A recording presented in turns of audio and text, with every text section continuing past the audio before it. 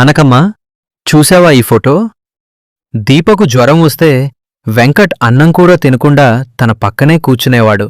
అలాంటిది ఇప్పుడు ఒకే ఇంట్లో ఉన్నా కనీసం పలకరించుకోవటానికే భయపడుతున్నారు. ఏం చేస్తామండి? కాలం మహిమ. కొత్త కోడలు వచ్చాక ఇల్లు కళకళలాడుతుంది అనుకున్నాం.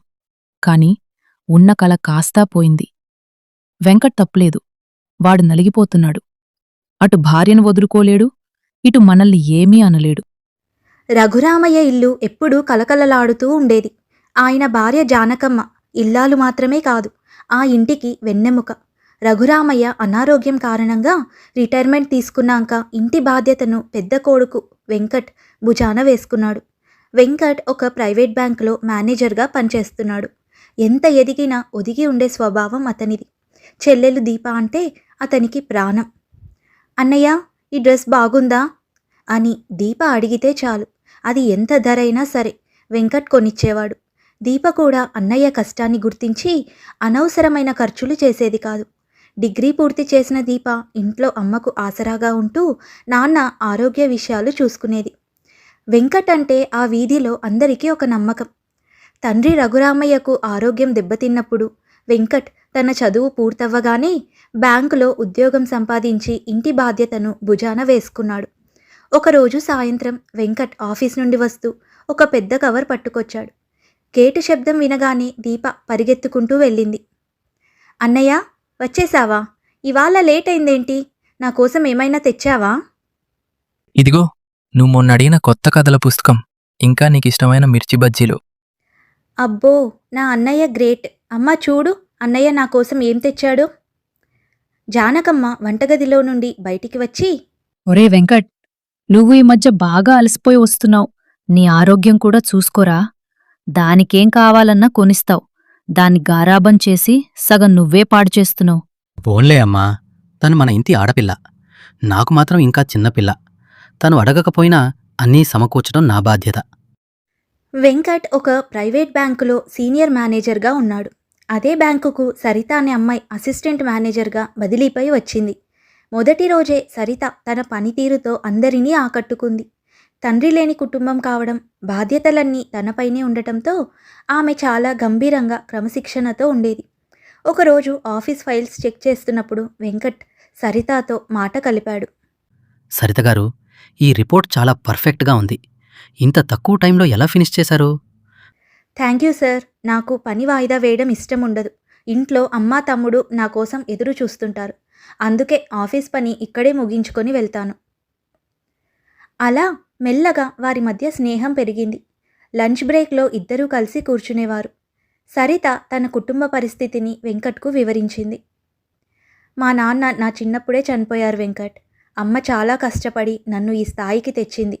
తమ్ముడు ఇంకా ఇంజనీరింగ్ చేస్తున్నాడు. వాడికి ఒక మంచి భవిష్యత్తు ఇవ్వడమే నా లక్ష్యం.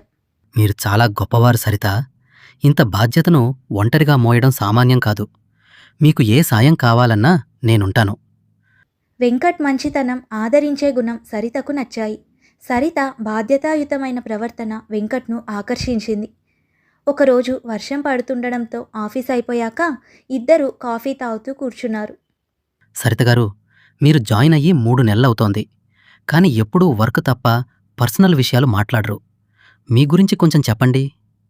చెప్పడానికేముంది వెంకట్ గారు, నా ప్రపంచం చాలా చిన్నది. మా నాన్న నా చిన్నప్పుడే చనిపోయారు. అమ్మ పడ్డ కష్టం కళ్ళారా చూశాను. అందుకే నాకు లైఫ్ అంటే చాలా సీరియస్. నా తమ్ముడిని సెటిల్ చేయాలి, అమ్మను బాగా చూసుకోవాలి. ఇదే నా లక్ష్యం. మీరు చాలా గ్రేట్ సరిత. ఇంత బాధ్యతను ఒంటరిగా మోస్తున్నారు. నిజానికి నా పరిస్థితి కూడా దాదాపు అంతే. నాన్న రిటైర్ అయ్యాక ఇంటి బాధ్యత నాదే. చెల్లెలు దీప అంటే నాకు ప్రాణం.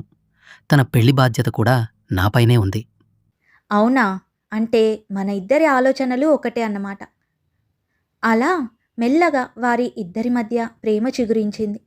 ఒకరోజు పార్కులో కలిసినప్పుడు వెంకట్ సరితతో ఇలా అంటాడు.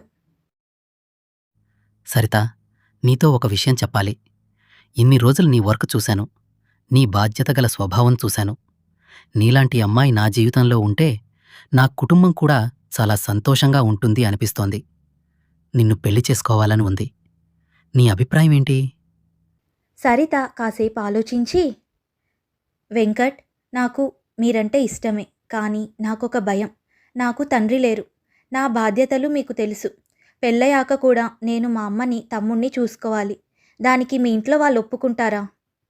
ఖచ్చితంగా సరిత. మా నాన్న, అమ్మ చాలా మంచివాళ్ళు. దీప అయితే నిన్ను తన సొంత అక్కలా చూసుకుంటుంది.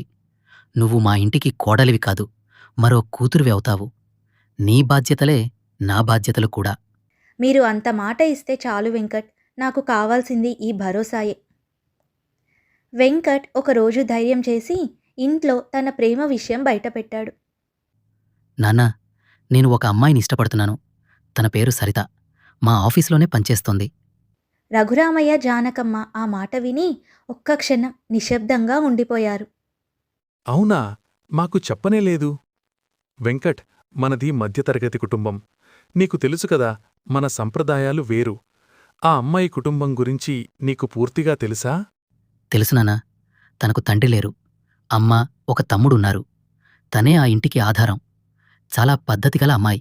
మనింటికొస్తే అమ్మకు సాయంగా దీపకు అక్కలా ఉంటుంది. మనింటికొస్తే మనందర్నీ కూడా మంచిగా చూసుకుంటుంది. మీరు వద్దంటే నేను తనని చేసుకోను.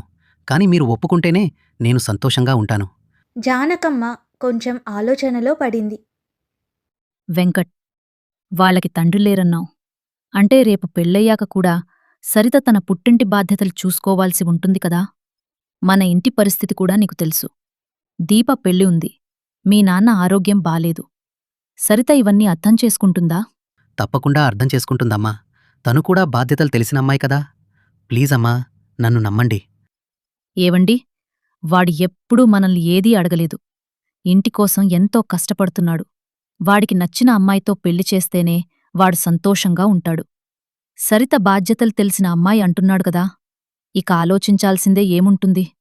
కొడుకు సంతోషం కంటే ఏది ఎక్కువ కాదు అని భావించిన రఘురామయ్య, సరేరా, ఒక మంచి రోజు చూసుకొని వాళ్ళింటికి వెళదాం. అన్ని విషయాలు మాట్లాడదాం అని అన్నాడు. ఒకరోజు సరిత, వెంకట్ ఫోన్లో ఇలా మాట్లాడుకున్నారు. వెంకట్, మీ చెల్లెలు దీపా గురించి చాలా చెప్పారు. తను నన్ను ఎలా రిసీవ్ చేసుకుంటుందో అని కొంచెం టెన్షన్గా ఉంది. అస్సలు టెన్షన్ పడకు సరిత. దీపకి ఒక అక్క లేదన్న వెలితి ఎప్పుడూ ఉండేది. తను నీకోసం ఆల్రెడీ గదిని డెకరేట్ చేస్తోంది. నీకు ఏమిష్టమో అడిగి మరీ వండి పెడతానంటోంది. అవునా? చాలా థ్యాంక్స్. నేను కూడా తనను నా సొంత చెల్లెలి కంటే ఎక్కువగా చూసుకుంటాను. ఇకపై మన ఇద్దరి సంపాదనతో మన కుటుంబాన్ని, అలాగే మా అమ్మ వాళ్ళను కూడా హ్యాపీగా ఉంచుదాము.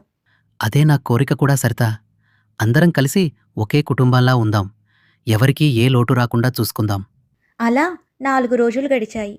ఒకరోజు రఘురామయ్య, జానకమ్మ, దీప, వెంకట్ అందరూ కలిసి సరిత ఇంటికి వెళ్లారు. సరిత లోపలి నుండి కాఫీ కప్పులు పట్టుకొని వచ్చింది. వెంకట్ వైపు చూసి సిగ్గుగా తల దించుకుంది. మా అమ్మాయి చదువుతో పాటు ఇంటి పనులు కూడా చక్కగా చేస్తుందండి. నాకున్నది ఈ 2 పిల్లలే. సరితకు ఉద్యోగం వచ్చిన దగ్గర నుండి ఈ ఇంటిని తనే నడిపిస్తోంది. మీ అబ్బాయి వెంకట్ చాలా మంచివాడు అని చెప్పింది. నా కూతురిని మీ ఇంట్లో కూతురిలా చూసుకుంటారని ఆశిస్తున్నాను. అత్తయ్యగారు, కాఫీ తీసుకోండి. పంచదార సరిపోయిందో లేదో చెప్పండి. చాలా బావుందమ్మా. వెంకట్, నీ గురించి మాకంతా చెప్పాడు. నీలాంటి అమ్మాయి మా ఇంటికి వస్తే మమ్మల్ని అందర్నీ చక్కగా చూసుకుంటావన్న నమ్మకం కుదిరింది అని తమ అంగీకారాన్ని తెలుపుతుంది జానకమ్మ. దీప సరిత దగ్గరకు వచ్చి ఇలా అంటుంది. వదినా, నువ్వు మా ఇంటికి వస్తున్నావని నాకు చాలా సంతోషంగా ఉంది. ఇకపై మనమిద్దరం కలిసి అన్నయ్యను ఏడిపిద్దాం. సరిత అప్పుడు నవ్వుతూ, ఖచ్చితంగా దీపా, ఇకపై నిన్ను కూడా నా సొంత చెల్లిలా చూసుకుంటాను అని మాట ఇచ్చింది. కానీ ఆ మాటల వెనుక ఉన్న అసలు ఉద్దేశం వేరని అప్పుడు ఎవరూ గ్రహించలేకపోయారు. అలా కొన్ని రోజులు గడిచాయి. వెంకట్ ఇంట్లో పెళ్లి సందడి మొదలైంది. దీప పెళ్లి పనుల్లో మునిగిపోయింది. అన్నయ్య పెళ్లికి తనే అన్ని దగ్గరుండి చూసుకోవాలని ఆశపడింది. అన్నయ్య, నీ పెళ్లి డ్రెస్ నేనే సెలెక్ట్ చేస్తాను. నీకు బ్లూ కలర్ సూట్ అవుతుంది. సరే దీపా, నువ్వు ఏది చెప్తే అదే. నీకు కూడా మంచి పట్టుటులంగా కొందాం. నా పెళ్లిలో నా చెల్లెలు అందరికంటే అందంగా ఉండాలి. ఆ సమయంలో రఘురామయ్య కుర్చీలో కూర్చొని వీళ్లను చూస్తూ చాలా మురిసిపోయేవాడు. జానకి, చూశావా? పిల్లలిద్దరూ ఎలా సంతోషంగా ఉన్నారో. రేపు కోడలు వచ్చాక కూడా ఇదే అన్యోన్యత ఉండాలి. అప్పుడే మన ఇల్లు నందనవనమవుతుంది. ఖచ్చితంగా ఉంటుందండి. సరిత చాలా బుద్ధిమంతురాల్లా అనిపిస్తోంది. మనందర్నీ బాగా చూసుకుంటుంది అనే నమ్మకం నాకుంది. ఒకరోజు సరిత తన స్నేహితురాల్ని కలవడానికి వెళ్తుంది. తన స్నేహితురాలు సుమ సరితతో ఇలా అంటుంది. సరిత, పెళ్ళయ్యాక వెంకట్ ఫ్యామిలీతో అందరితో కలిసి ఉండడం నీకు ఇబ్బంది అనిపించదా? చూడు సుమా, వెంకట్ చాలా మంచోడు, మంచి జీతం కూడా ఉంది. ముందు బాగానే ఉండాలి. పెళ్ళయ్యాక మెల్లగా నా దారిలోకి తెచ్చుకుంటాను. వెంకట్కి నా మీద ఉన్న ప్రేమను వాడుకొని ఆ ఇంటి మీద నా కంట్రోల్ తెచ్చుకోవాలి. ముఖ్యంగా ఆ దీప. దానికి వెంకట్ ఇచ్చే ఇంపార్టెన్స్ తగ్గించాలి. అప్పుడే ఆ ఇంట్లో నా పెత్తనం సాగుతుంది. నా తమ్ముడి భవిష్యత్తు కోసం వెంకట్ సంపాదన వాడాలి అంటే ఆ ఇంట్లో మిగిలిన వాళ్ళ ఖర్చులు తగ్గించాలి. చూస్తూ ఉండు, పెళ్ళయ్యాక సీన్ మొత్తం మారుస్తాను. కానీ సరిత, వాళ్ళు చాలా మంచి వాళ్ళలా ఉన్నారు కదే. మంచితనం ఉండొచ్చే, కానీ అధికారం నా చేతుల్లోనే ఉండాలి. పెళ్ళి దాకా అందరితో బాగానే ఉంటాను. ఆ తర్వాత అస్సలు సినిమా చూపిస్తాను.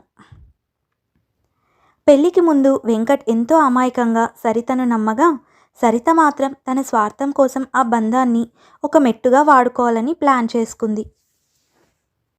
వెంకట్తో పెళ్లి జరిగిన తర్వాత సరిత ఏం చేయబోతోంది, ఆ తర్వాత ఏం జరగబోతోంది అనేది మనం వచ్చే భాగంలో తెలుసుకుందాం. అప్పటి వరకు మీకు ఈ వీడియో నచ్చినట్టయితే తప్పకుండా లైక్ చేయండి, షేర్ చేయండి. అలాగే ఇలాంటి మరిన్ని మంచి కథలను వినడానికి మన ఛానల్ని తప్పకుండా సబ్స్క్రైబ్ చేసుకోండి. వచ్చే భాగంలో మళ్ళీ కలుసుకుందాం.